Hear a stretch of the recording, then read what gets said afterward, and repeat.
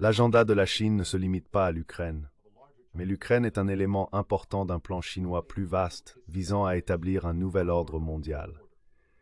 Dans la mesure où la Chine peut contribuer à cet ordre mondial, elle bénéficie grandement de sa contribution à un règlement de paix en Ukraine.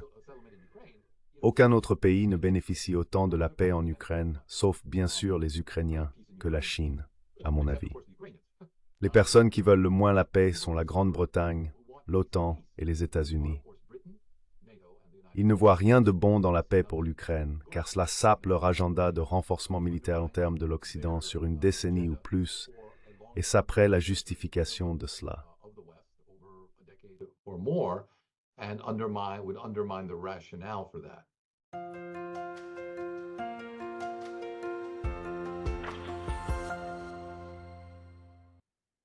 Right, and I think that's a good segue into talk D'accord. about peace negotiations. Et je pense que c'est une bonne transition pour parler des négociations de paix.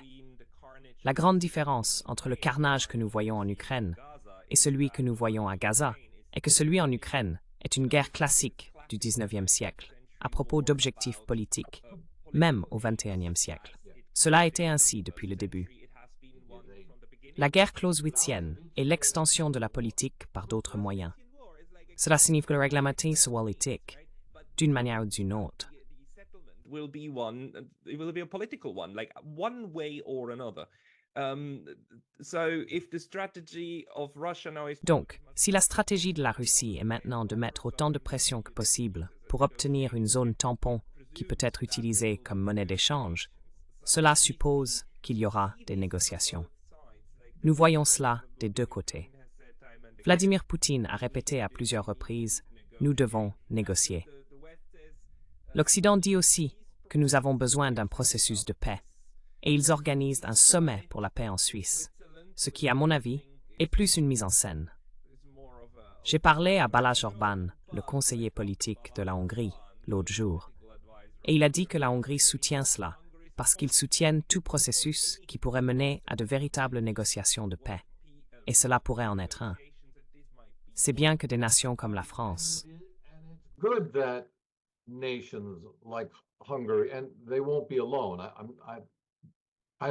La Hongrie ne sera pas seule.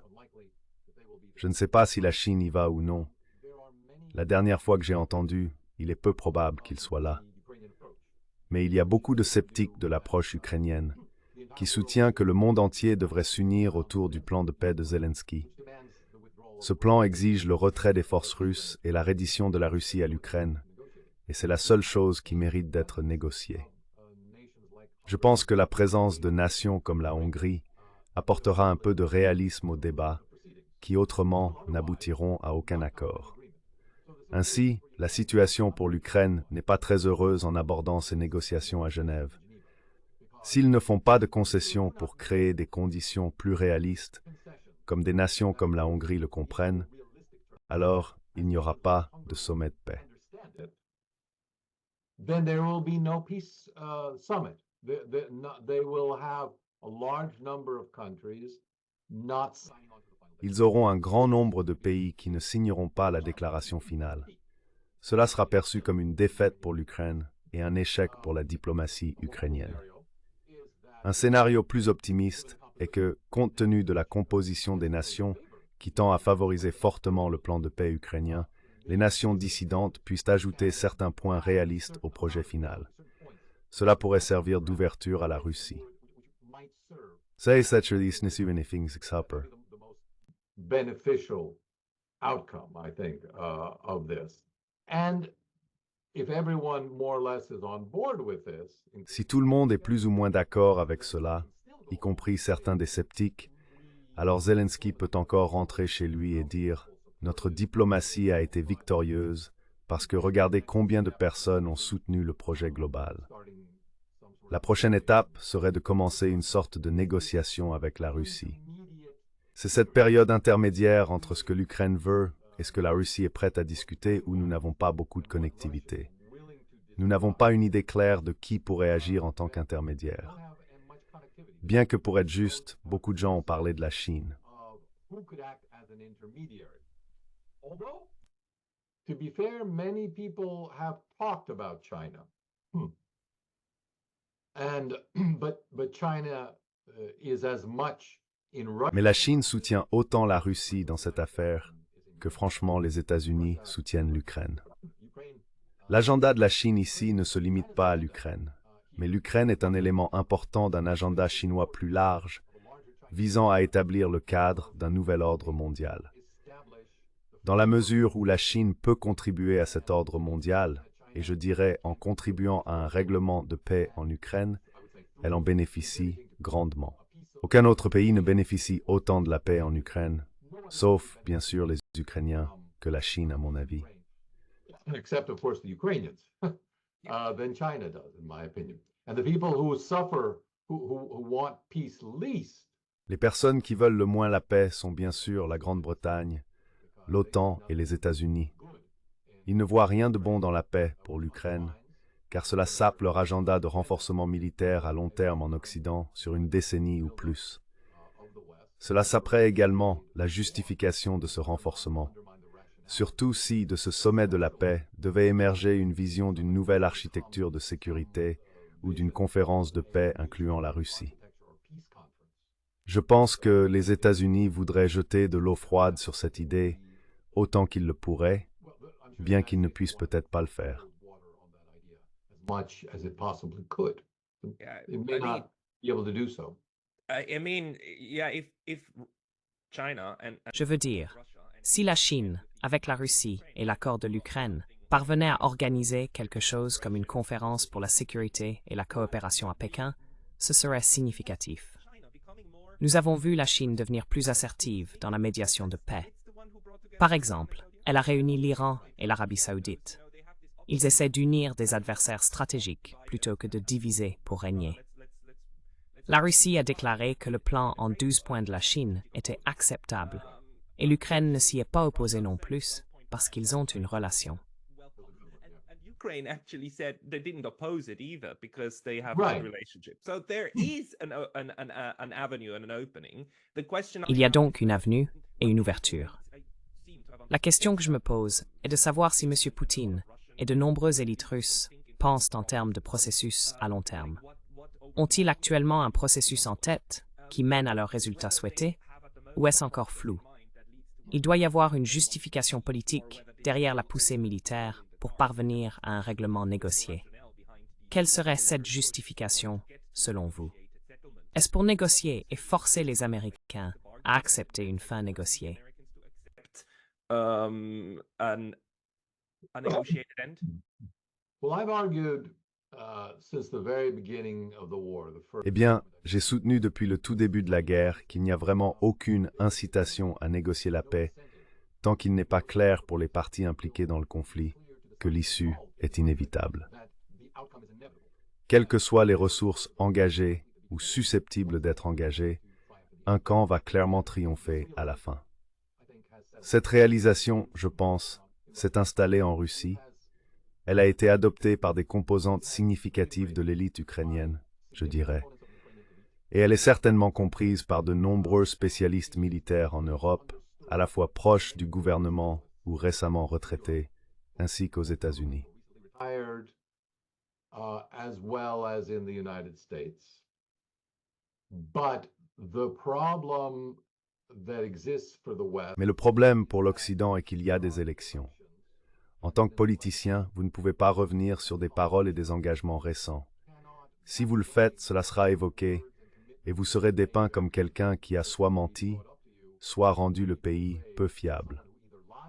La rhétorique de l'administration américaine, de la Grande-Bretagne, de la France, de l'Allemagne et des dirigeants de l'OTAN est allée si loin et est si ouverte qu'il leur est très difficile de trouver une solution diplomatique viable. Ils ont exclu la diplomatie de leurs objectifs stratégiques. Diplomacy from their strategic objectives. The strategic objective is the defeat and punishment of Russia. L'objectif stratégique est la défaite et la punition de la Russie. J'ai remarqué que les porte-paroles de l'UPR ont eu recours à des mensonges flagrants. Récemment, un porte-parole de l'UMR a répondu à la question d'un journaliste au sujet de Josep Borrell, le chef de l'UMR, qui avait déclaré que l'objectif de la politique de l'UEMR était la défaite stratégique de la Russie. Le porte-parole de l'UEMR a corrigé le journaliste, disant que ce n'était pas ce que Borrell avait dit. Selon le porte-parole, l'UEMR est en mission de paix et soutient l'Ukraine dans ses efforts défensifs pour maintenir la souveraineté et étendre la paix. In order to maintain sovereignty and extend peace. Well, it takes no effort at all to go back. Eh bien, il ne faut aucun effort pour revenir en arrière et trouver les déclarations réelles de Josep Borrell qui promettaient la défaite de la Russie. Donc, je ne sais pas vraiment ce qui se passe, mais l'une des façons dont les gouvernements se dérobent d'une position qui semble ne leur laisser aucune option est de simplement nier qu'ils aient jamais dit cela. Et ce sera leur nouvelle position. Je n'ai jamais dit ça. Je n'ai jamais voulu dire ça. Et ma nouvelle position est celle-ci. Bien sûr, cela ne contribue pas à leur crédibilité, mais au moins cela leur donne un moyen de dire quelque chose de différent. Je pense que nous verrons de plus en plus de déclarations contredisant directement les précédentes. Contradicting what previous statements were made.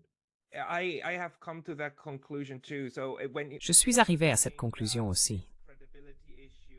Quand vous dites que les problèmes de crédibilité dans les systèmes démocratiques sont un problème, alors oui, dans une certaine mesure.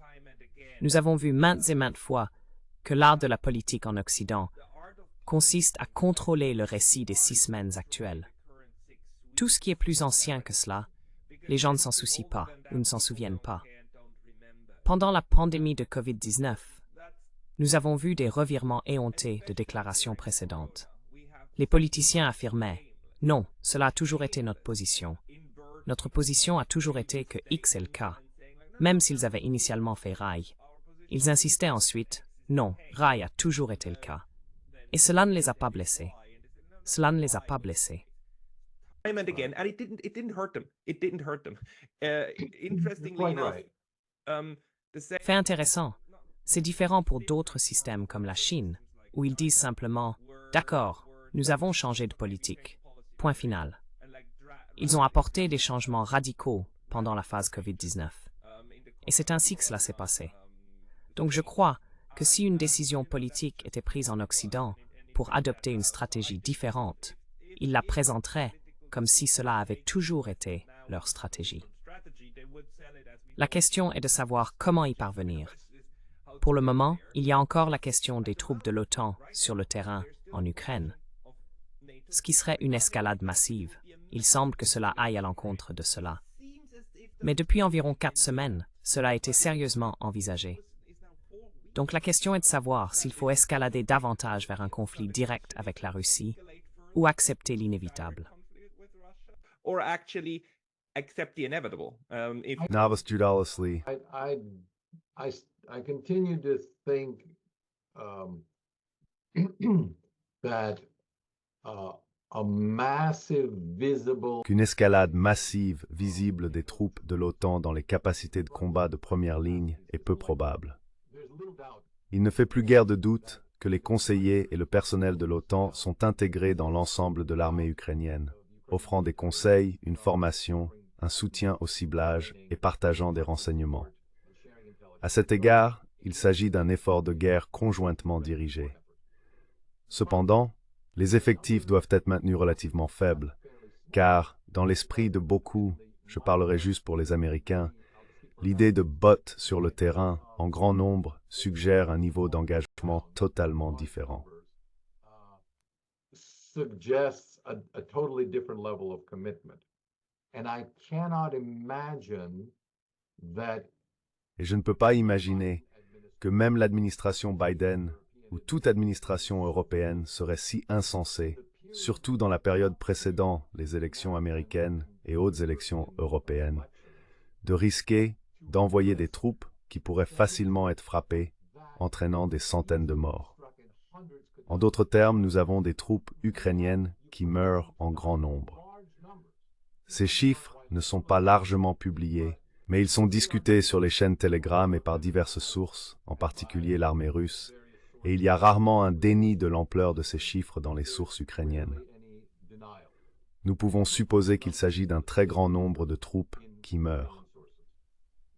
Maintenant, imaginez une unité française, une unité allemande ou une unité britannique anéantie par un missile russe du jour au lendemain.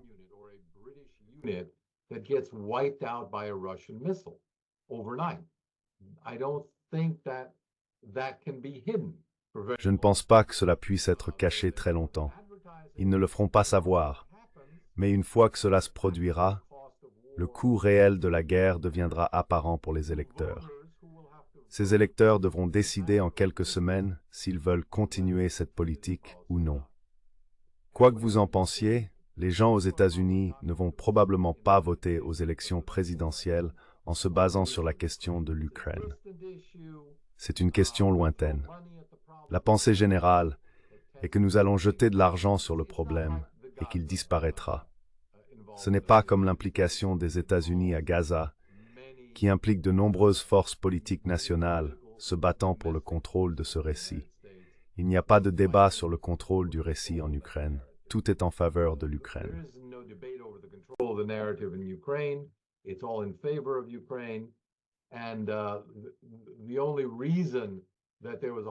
La seule raison pour laquelle il y a eu un retard dans l'aide est que le candidat à la présidence Trump a déclaré qu'il ne soutenait pas une telle aide. Il voulait voir la guerre se terminer le plus rapidement possible. Sa première tâche, et c'est une citation dont je me souviens, était d'arrêter la perte de vies humaines. Ce que je trouvais remarquablement humanitaire et pertinent de sa part. Je ne peux tout simplement pas croire que les responsables de l'administration Biden prendraient le risque d'envoyer des troupes de l'OTAN ou des États-Unis dans une zone de conflit où elles pourraient potentiellement être anéanties à tout moment. Faire cela ne serait pas perçu comme une provocation par la Russie. Cela ne pourrait tout simplement pas être vendu de cette manière, car l'escalade viendrait clairement du côté de l'OTAN et des États-Unis dans ce cas.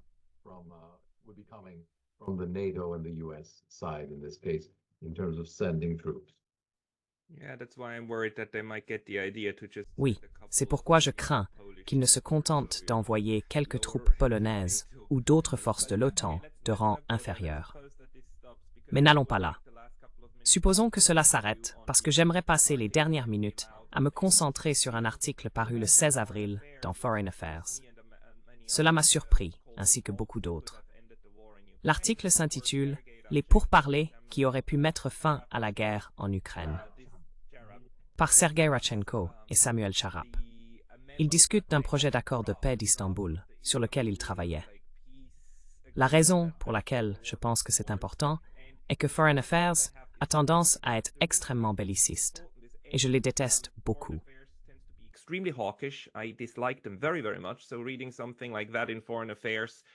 Lire quelque chose comme ça dans Foreign Affairs est surprenant. La conclusion est qu'ils sont allés très loin, et les Russes ont en fait concédé beaucoup plus à l'Ukraine que prévu. Cela est également confirmé par des sources ukrainiennes, donc ce n'est pas entièrement nouveau. Cependant, maintenant cela a été publié. Je me demande toujours pourquoi Vladimir Poutine n'a pas publié ses projets, même s'il prétend les avoir. Cela me suggère qu'il croit encore que la base créée à l'époque pourrait être utilisée à l'avenir, même sous des formes différentes, et avec les réalités actuelles du champ de bataille. Les Russes continuent de le souligner, mais il y a toujours un plan directeur qui peut être revisité pour parvenir à un règlement politique. Quelle était votre lecture de ce processus d'Istanbul?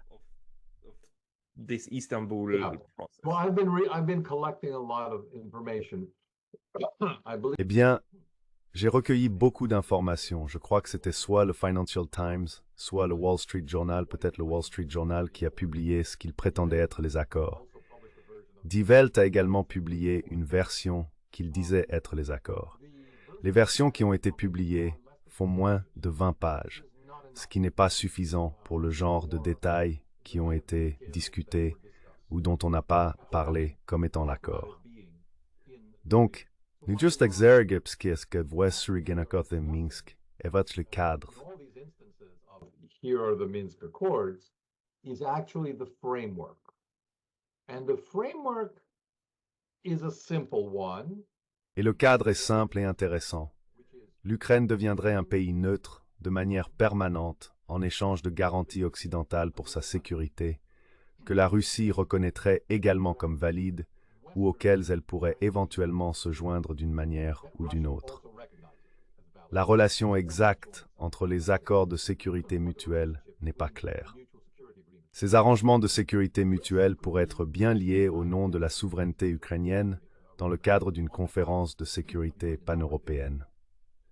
Dans une telle conférence, toutes les parties se réuniraient et tout comme dans le processus original de la CSCE à Helsinki, accepteraient de respecter les affaires internes et les frontières territoriales de chacun. And territorial boundaries. No changes to the existing territorial boundaries. Aucun changement aux frontières territoriales existantes. Je me souviens avoir grandi en Allemagne. Tous les atlas incluaient la Prusse orientale. Cela a disparu après la guerre, mais jusqu'à ce moment-là, c'était la loi. Donc tous les manuels et atlas allemands devaient en tenir compte. Ce serait une bonne façon de résoudre le problème. Dans ce contexte, on pourrait envisager d'offrir des incitations pour stabiliser la relation entre l'Ukraine, la Russie et l'Europe. Cela pourrait inclure l'organisation de référendums dans 20-25 ans dans les régions actuellement sous contrôle russe pour décider si elles souhaitent continuer à faire partie de la Russie, faire partie de l'Ukraine ou être indépendantes.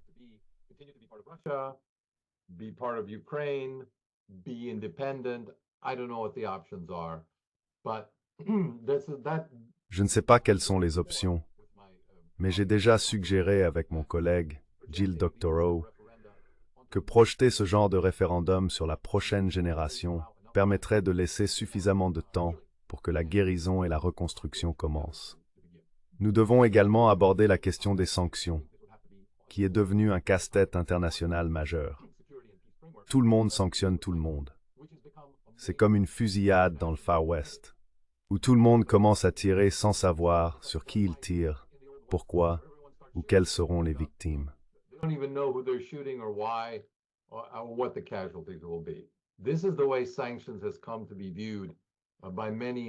Les sanctions sont devenues perçues négativement par beaucoup à travers le monde. Le pays qui en souffre le plus est l'Europe, en raison de sa dépendance aux États-Unis. Cependant, les États-Unis en souffrent également indirectement. Ils imposent ces sanctions et exigent le respect des sanctions de tiers par l'intermédiaire de leurs alliés occidentaux, plaçant ainsi le fardeau sur les Européens. Mais les États-Unis n'échappent pas eux-mêmes au coup. Ils doivent ensuite soutenir les économies européennes dans une certaine mesure. Sinon, elles sont peu susceptibles de continuer à soutenir ces sanctions.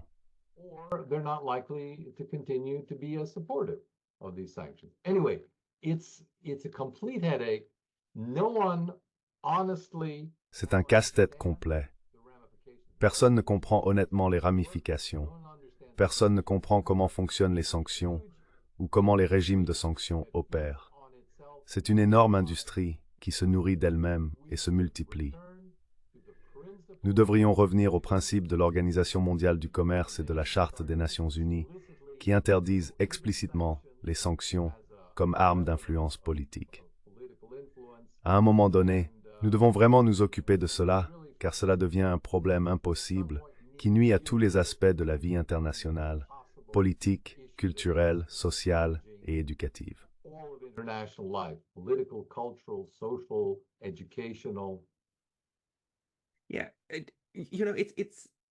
Oui. Vous savez, la question des sanctions me rappelle beaucoup le film Jurassic Park, où le scientifique dit à un moment donné « La vie trouve toujours un chemin ». Il en va de même pour le commerce. Le commerce trouve toujours un chemin. Nous devons juste garder à l'esprit que Gaza est le territoire le plus bombardé sur Terre depuis des décennies. C'est l'endroit le plus sanctionné, le plus contrôlé, et les armes y trouvent toujours leur chemin. Le Hamas est toujours capable de mettre la main sur des munitions. Donc la question est de savoir si vous appelez cela du commerce ou de la contrebande. Mais c'est la seule question. Cela se produira de toute façon. Et nous voyons cela avec la Russie en ce moment. will Yeah. happen anyhow, and we see that with Russia right now. Exactly. And Russia and Iran for 20 years and Korea. Exactement. La Russie, l'Iran et la Corée du Nord sont soumis à des sanctions depuis 20 ans. Il n'y a aucun moyen d'imposer avec succès un régime de sanctions. Le problème est similaire à l'abandon des engagements verbaux.